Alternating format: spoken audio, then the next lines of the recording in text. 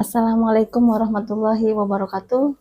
Salam sejahtera buat kita semua. Semoga kita selalu dalam lindungan dan limpahan rahmatnya. Pada kesempatan kali ini saya akan sharing ya mengenai ini ya. Mengenai bab yang ada di dalam diri kita juga ya. Masih belajar mempelajari diri sendiri. Yaitu mengenai hal kolbu atau hati atau rasa ya. Seperti itu, bahwa semua manusia itu dibekali oleh Allah dengan cipta, rasa, dan karsa. Begitu, Allah mungkin di dalam Islam dengan kolbu ya, hati atau kolbu. Bahwa sesungguhnya Allah itu melihat kita itu dari kolbunya, dari hatinya.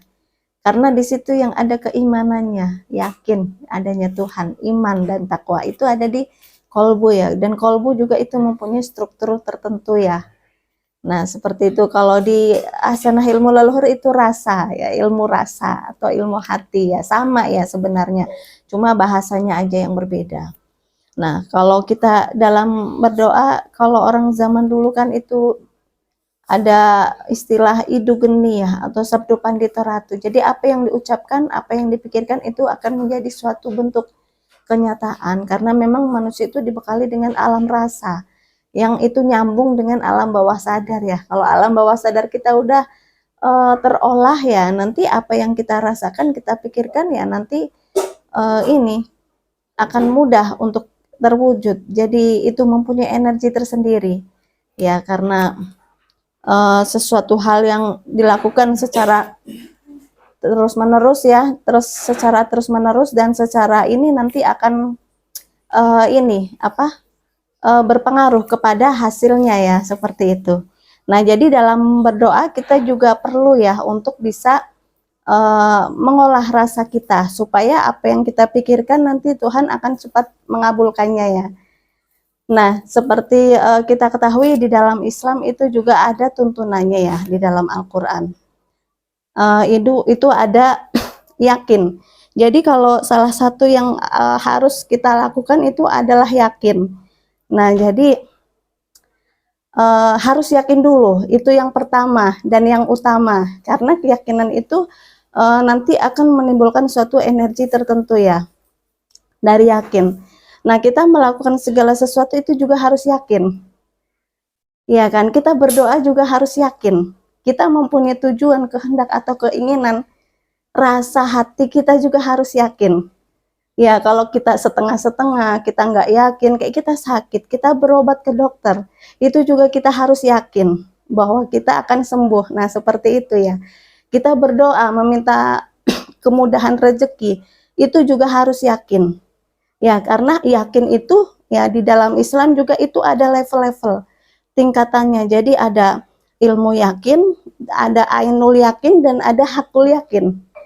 Nah, tapi memang tidak mudah ya untuk mencapai hakul yakin. Jadi orang kalau sudah mencapai ke hakul yakin itu sudah harus benar-benar hati-hati sekali ya dalam setiap sikap dan tingkah laku kita ya. Jadi harus benar-benar ini ya, nggak boleh sembarangan ya seperti itu, karena nanti akan bisa menjadi suatu bentuk kejadian atau kenyataan. Nah, itu harus hati-hati sekali karena level keyakinan itu ada 3. Ilmu yakin, ainul yakin, dan hakul yakin. Begitupun dalam ilmu kolbu, ada kolbi, ada kolbu, ada kulbaha. Begitupun ada struktur hati, itu ada lubs, ada fuad, lapisan yang paling luar, ada fuad, ada lubs, ada sir, dan ada roh. Nah, itu dari hati itu juga ada strukturnya ya. Nah, jadi di sini kalau kita mempunyai keinginan, mempunyai kehendak, itu harus harus yakin dulu. Nah, jadi harus yakin dulu. Jadi kita nggak boleh ya keyakinannya kurang ataupun 50%. Nah, itu kita harus yakin yang pertama, karena keyakinan itu menentukan segala sesuatu, suatu keberhasilan, suatu cita-cita itu terwujud, suatu keinginan ya, suatu keberhasilan itu diawali dengan keyakinan. Lah gimana kita mau bisa melangkah kalau kita nggak yakin, kan seperti itu ya. Awal itu dari yakin. Kita berdoa pun itu Yang pertama kita harus yakin dulu di dalam hati kita, dalam rasa kita. Ya, terus yang kedua, ya supaya doa kita mustajab ya.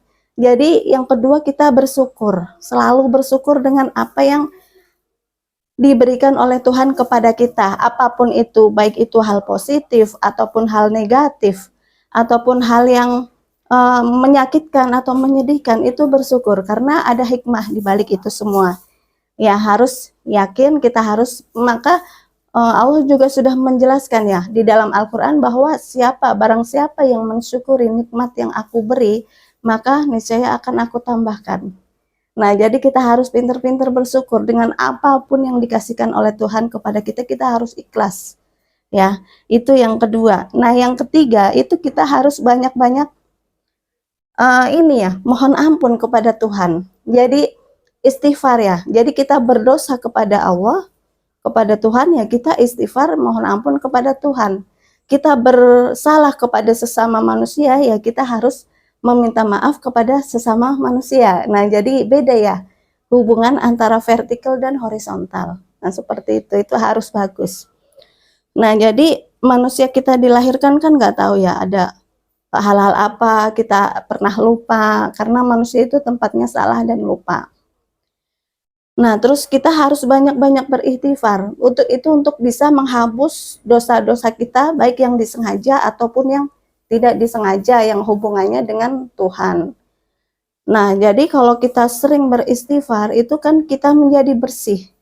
Nah, kalau diri kita bersih, hati kita bersih, jiwa kita bersih, maka kalau kita berdoa itu pun nanti akan lebih mudah dikabulkan. Tapi beda kalau hati kita kotor, jiwa kita kotor, iya kan? Kolbu kita kotor, suka memfitnah orang, menghibah orang, atau ngurusin kehidupan orang, itu kan kurang bagus ya. Jadi itu juga nanti pengaruh ke doa kita. Jadi kalau jiwa kita bersih, hati kita bersih, diri kita bersih dari noda dan dosa, maka Allah akan memberikan kelebihan kepada kita. Kalau kita berdoa itu lebih mustajab dari yang lain. Nah, itu ya yang ketiga, kita dengan banyak-banyak beristighfar. Itu kalau bisa setiap saat, setiap waktu. Terutama kalau kita malam hari menjelang tidur, kan kadang kita seharian mungkin kita beraktivitas apa, kita bagaimana. Nah, itu nanti akan berpengaruh di situ. Ya, jadi itu untuk membersihkan diri kita itu dengan beristighfar. Terutama kalau mau tidur ya, itu mempunyai kekuatan yang luar biasa istighfar itu. Enggak hanya untuk membersihkan diri saja ya. Nah, terus yang keempat, itu kan manusia itu kan diciptakan lebih sempurna dari makhluk yang lain. Nah, yang kedua, segala sesuatu yang ada di alam semesta ini kan semua makhluk ciptaan Tuhan. Nah, jadi kalau kita merasa sebagai orang yang punya agama, yang beriman, ya kita juga harus menerapkan Bismillahirrahmanirrahim ya. Rahman Rahim kepada seluruh makhluk. Nah, seperti itu, baik itu enggak hanya sesama manusia. Kita sama binatang, kayak misal binatang apa, kucing, ya, atau binatang-binatang yang lain.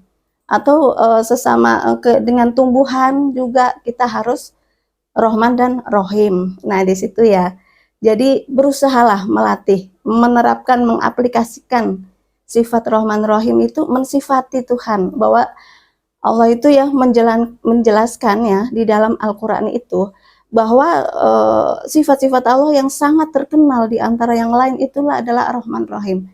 Bahwa di setiap surat Al-Quran itu pasti diawali dengan Bismillahirrahmanirrahim.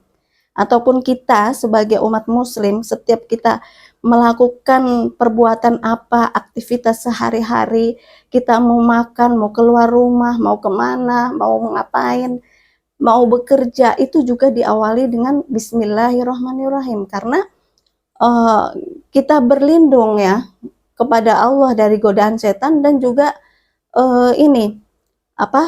menghadirkan Allah di dalam setiap kehidupan kita. Harus dilibatkan, harus dihadirkan di dalam kehidupan kita. Nah, seperti itu ya. Jadi selain itu juga kita harus mensifati itu. Karena Bismillahirrahmanirrahim, Allah itu Maha Rahman Rahim, kita harus berusaha mensifatinya. kayak gitu. Jadi Asmaul Husna nggak hanya dibaca ya, tetapi ya dibaca bagus, tetapi harus belajarlah, latihan untuk diterapkan dalam diri kita, terutama Rahman Rahim itu ya, kepada seluruh makhluk ciptaan Tuhan. Nah, seperti itu ya. Nah, yang selanjutnya supaya doa kita itu lebih cepat dikabulkan, maka kita harus ini sering-sering mendoakan orang lain. Karena hidup itu seperti tabur tuai, apa yang kita tanam itu yang akan kita tuai. Kalau kita berbuat baik ke orang lain, kita berbuat jahat ke orang lain, maka nanti akan berbalik ke diri sendiri, karena itu pantulan ya, pantulan dari alam semesta, karena manusia merupakan bagian dari alam semesta. Jadi kalau kita apa, yaitu kehidupan itu seperti hukum tabur tuai ya, dari zaman dulu sampai akhir zaman itu akan tetap berlaku ya. Nah, jadi itu selain kita istighfar, terus mendoakan seluruh makhluk ciptaan Tuhan ya, terus berbuat baik ya, welas asih lah Rahman Rahim kepada seluruh makhluk. Kita mendoakan sesama manusia, sesama makhluk ciptaan Tuhan ya. Kalau misal tumbuhan, kepada tumbuhan ataupun hewan kayak kasihan apa gimana ya, kita doakan. Karena sejatinya pada hakikatnya kita mendoakan orang lain itu sama saja kita mendoakan diri sendiri. Nanti doa itu akan terpantul balik lagi ke diri kita. Ya, makanya di dalam ajaran agama apapun itu diajarkan umatnya bahwa harus selalu berbuat baik kepada orang lain, karena sejatinya kita berbuat baik ke orang lain nantinya akan berbalik ke diri kita sendiri. Itu pantulan. Contohnya ya, kita berziarah ke makam para wali. Kayak misal Wali Songo ya, ke para aulia. Kalau para wali itu kan ada beberapa generasi. Itu generasi pertama di zaman Rasulullah itu masih ada. Itu ada dikirim ke tanah Jawa itu Syekh Maulana Mahrib Ibrahim. Syekh Maulana Malik Ibrahim itu wali generasi pertama zaman kerajaan Singosari dan Majapahit. Jadi sebelum Wali Songo itu ada, jauh sebelum itu Islam sudah masuk ke tanah Jawa. Itu dibawa oleh Syekh Subakir, itu juga yang di Gunung Tidar ya, itu Syekh Subakir, itu wali generasi pertama, sakti-sakti beneran saat itu. Karena memang Syekh Abdul Qadir Jailani, dia bertapa 23 tahun di padang pasir, dibimbing oleh gurunya Syekh Abdul Qadir Jailani, karomahnya keluar, kayak gitu. Syekh Ibrahim Asmorokondi itu juga wali generasi pertama. Nah, jadi kalau Wali Songo itu wali generasi yang kedua. Ya, jadi itu kalau kita mendoakan bersiaroh ke beliau-beliau yang sudah almarhum, itu kan jasadnya yang meninggal, tetapi rohnya justru kalau para aulia itu setelah dia meninggal, rohnya itu akan tetap terus hidup, itu masih ada. Bahwa di dalam surat Al-Baqarah dijelaskan bahwa sesungguhnya mereka tidaklah mati, melainkan hidup di sisi Tuhannya dengan diberikan sebagian rezeki dan sambil menunggu orang yang di belakangnya. Itu dijelaskan di dalam Al-Quran surat Al-Baqarah. Coba buka lagi itu. Bahwa mereka sesungguhnya tidaklah mati. Nah, kalau orang meninggal itu kan jasadnya yang kembali ke tanah, tetapi rohnya akan tetap terus hidup. Hanya berpindah alam. Dan kita juga bisa sebagai keturunan menemui leluhur kita, rohnya. Cuma memang itu ada caranya dan ada ilmunya tersendiri ya, supaya tidak salah ketemu roh gitu kan ya. Nah, jadi itu. Jadi kalau kita mendoakan berziarah kepada leluhur, terutama para wali, terus pada aulia ulama yang terdahulu, itu sama saja juga mendoakan diri sendiri. Ya, kita mengirim Fatihah kepada Rasulullah nanti juga akan berbalik ke diri sendiri, karena beliau kan mendoakan banyak. Jadi ibarat mangkok, itu kalau diisi air terus-menerus itu kan luber ya, akan meluap. Nah, luapan dari barokah doa itu nanti akan kembali ke diri kita sendiri. Nah, itu hakikatnya kita berdoa itu seperti itu. Kita mendoakan para ulama, kita mengirim Fatihah ke para wali songo, ya kan, wali generasi pertama, generasi kedua, generasi ketiga itu ya sama saja kita nanti barokahnya itu akan nyampe ke diri kita sendiri sebenarnya. Itu hakikatnya ya.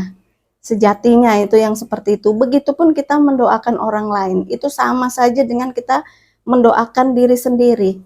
Makanya setiap agama apapun itu mengajarkan kebaikan ke orang lain, selalu berbuat baik, berprasangka baik. Kalau kita jahat, nanti kejahatan itu akan berbalik ke diri kita sendiri, karena itu pantulan dari alam semesta yang nanti semuanya akan berbalik ke diri sendiri.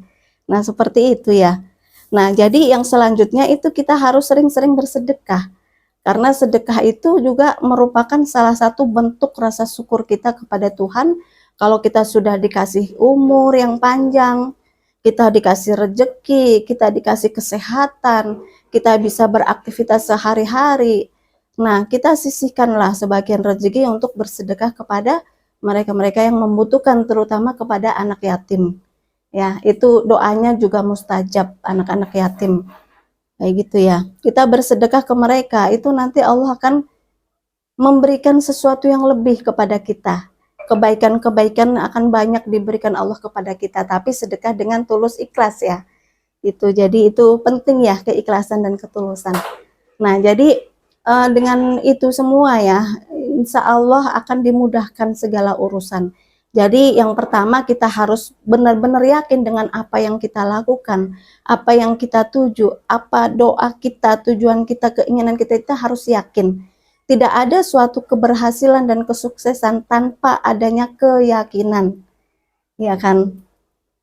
Coba kita ngeref ke sejarah zaman dahulu, waktu zaman dahulu di sejarahnya Al-Fatih itu melawan perang salib dari tentara Al-Fatih ya, itu kan tentaranya 200.000, sedangkan dari tentara salib itu gabungan dari Eropa, dari Roma ya, negara-negara barat itu, negara Nasrani Kristen itu bergabung. Itu perbandingannya berapa banding berapa? 200.000 banding sampai pokoknya ada 5 kali lipatnya, kayak gitu. Bahkan bisa jutaan itu tentaranya, dan itu dilengkapi lengkap baju besi yang tidak bisa ditembus oleh pedang dan panah. Ya kan, baju besi yang waduh udah hebat sekali ya, udah rapet tebel sekali itu tentara salib. Dengan tentara muslim yang sedikit, paling cuma 200.000 dibanding berapa juta, itu kan perbandingannya jauh. Peralatan perangnya juga berbeda jauh. Iya kan, mereka pakai baju besi yang tebal yang kuat, sedangkan tentara muslim baju biasa ya, tentara perang biasa itu perlengkapannya, tetapi bisa mengalahkan mereka. Itu dengan keyakinan. Ya kan, nggak ada suatu kesuksesan tanpa keyakinan, itu nggak ada. Harus yakin dulu. Kita berdoa juga harus yakin. Kita bekerja, berusaha juga harus yakin. Kita punya cita-cita, punya keinginan, harus yakin. Kita berusaha harus yakin. Jadi yakin itu yang utama, yang pertama ya. Nah, yang kedua itu kita harus selalu bersyukur dengan apa yang ada, karena bersyukur itu merupakan doa yang paling mustajab di antara yang lain. Ya, nanti barang siapa yang mensyukuri nikmat yang aku berikan, maka nanti Allah akan menambahkannya. Itu sudah janjinya Allah di dalam Al-Quran. Dan Allah tidak akan pernah mengingkari apa yang sudah disampaikan kepada hambanya melalui Al-Quran. Nah, seperti itu ya. Nah, jadi yang ketiga, karena kita manusia, tempatnya salah dan lupa, banyak dosa baik yang disengaja ataupun tidak, kita harus banyak-banyak beristighfar. Ya, kecuali terutama kalau mau tidur gitu malam, istighfar. Kita mohon ampun kepada Allah ya, supaya kita dibersihkanlah. Istighfar itu untuk membersihkan diri kita, membersihkan hati dan jiwa kita dari dosa-dosa yang menempel. Nah, kalau kita kondisi bersih, itu akan lebih mudah doa, suatu doa akan mudah dikabulkan. Kalau kita dalam kondisi bersih, ya. Makanya perlu, istighfar itu mempunyai kekuatan yang sangat luar biasa. Kalau dilakukan setiap hari, terutama di malam hari, kalau kita mau tidur. Istighfar itu kan hubungannya kita dengan Tuhan ya. Kalau sesama manusia, ya itu urusannya ya sesama manusia. Kayak gitu. Kalau istighfar ya dengan kita dengan Tuhan. Nah, seperti itu ya. Nah, yang selanjutnya kita harus rohman rohim kepada seluruh makhluk ciptaan Tuhan. Ya, terus kita harus mendoakan mereka juga. Enggak hanya sesama manusia, binatang yang lain, hewan, binatang atau tumbuhan, kita harus rohman rohim kepada mereka dan harus mendoakan mereka. Karena sejatinya kita mendoakan mereka itu sama, nantinya akan terpantul sama dengan mendoakan diri sendiri. Nah, terus yang selanjutnya kita harus sedekah, sering-sering bersedekah. Untuk bersedekah kita nggak harus kaya dan nggak harus banyak duit. Ya, bersedekah itu ada ilmunya. Tangan kanan kita memberi, maka tangan kiri kita nggak boleh tahu. Jadi sedekah itu jangan dipamerkan, itu namanya ujub ria dan ada pamrihnya. Kalau sedekah yang asli itu tulus ikhlas, nggak ada pamrih apapun. Ya, itu nanti yang akan mempunyai nilai lebih ya, seperti itu ya. Jadi bukan ujub ria dipamerkan atau gimana ya. Nah, jadi sedekah itu juga ada ilmunya. Tangan kanan memberi, tangan kiri jangan sampai tahu. Nah, seperti itu. Nah, itu dengan kita banyak-banyak bersedekah, karena sedekah itu merupakan salah satu bentuk rasa syukur kita kepada Tuhan yang sudah memberi kita banyak nikmatan. Kita dikasih umur panjang, kita dikasih kesehatan, kita dikasih rezeki, kita bisa berkumpul dengan keluarga setiap hari. Itu juga merupakan suatu hal yang diberikan oleh Tuhan kepada kita. Makanya kita harus bersyukur. Kita bersyukur nggak hanya hal yang positif, hal yang negatif pun kita juga harus tetap bersyukur. Kayak gitu, hal yang negatif, kita terkena musibah, kita terkena apa gitu, ya kita harus bersyukur dalam segala hal, baik itu hal positif dan hal yang negatif ya. Jadi itu ada 5 ya yang bisa membuat hajat atau tujuan kita lebih mudah untuk dikabulkan. Nah, ini kan secara hati ya, kita menata hati atau menata kolbu kita. Nah, kalau pembahasan kita yang kemarin itu kan mengenai bab puasa, itu sebagai pendorongnya. Jadi segala sesuatu yang didorong sama yang enggak itu hasilnya juga nanti akan berbeda. Karena puasa itu memang peribadatan yang kuno. Dari zaman Nabi Adam itu sudah ada. Nabi Adam diturunkan ke bumi, ya, waktu di surga itu berbuat kesalahan sehingga Allah murka dan diturunkan ke bumi. Nabi Adam berpuasa, bertapa dia, bertapa 40 hari 40 malam, tidak makan, tidak tidur, tidak minum, supaya diampuni dosa-dosanya diampuni, dan supaya bisa dipertemukan dengan Siti Hawa yang saat itu kan diturunkannya itu kan terpisah, antara Nabi Adam sama Siti Hawa itu terpisah. Jadi supaya tidak sendiri, maka memohonlah, meminta kepada Allah supaya dipertemukan dengan Siti Hawa, dan tempat pertemuannya itu diabadikan sampai sekarang ya. Diabadikan di tempat pertemuan pertama antara Nabi Adam dan Siti Hawa. Sebenarnya kalau kita ngeref ke sejarah ya, Nabi Adam itu bukan manusia pertama yang diciptakan. Ya kan, bukan manusia pertama. Sebelum Nabi Adam itu ada manusia sebelumnya. Kayak gitu. Makanya waktu Allah itu akan menciptakan Nabi Adam dari tanah dan akan ditiupkan roh. Nah, itu iblis kan komplain ya. Kenapa ya Allah engkau menciptakan manusia? Bahwa karena manusia itu kan sebagai perusak di muka bumi, merusak alam semesta, itu manusia. Manusia itu jahat, manusia itu sebagai perusak atau penghancur bumi. Nah, itu manusia. Sebelum Nabi Adam itu sudah diciptakan manusia. Nah, tetapi Allah kan punya perhitungan sendiri ya, punya ini sendiri, bahwa Allah tidak akan menciptakan segala sesuatu dengan percuma. Nah, pasti jangankan manusia, air hujan aja itu udah ditentukan berapa tetes, berapa ini, berapa segala sesuatu itu tidak akan ada yang percuma ya. Allah menciptakan segala sesuatu itu tidak ada yang percuma. Baik itu hal yang positif dan hal yang negatif.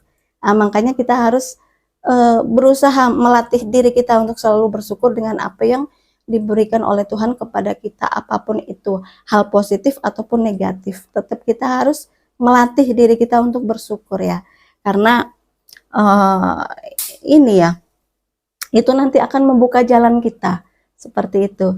Nah, jadi mungkin sementara itu ya yang saya sampaikan, yang saya sampaikan pada kesempatan kali ini. Semoga bisa bermanfaat buat kita semua, dan mohon maaf jika ada kekurangan dan kesalahan. Sampai ketemu di video-video yang selanjutnya. Wassalamualaikum warahmatullahi wabarakatuh.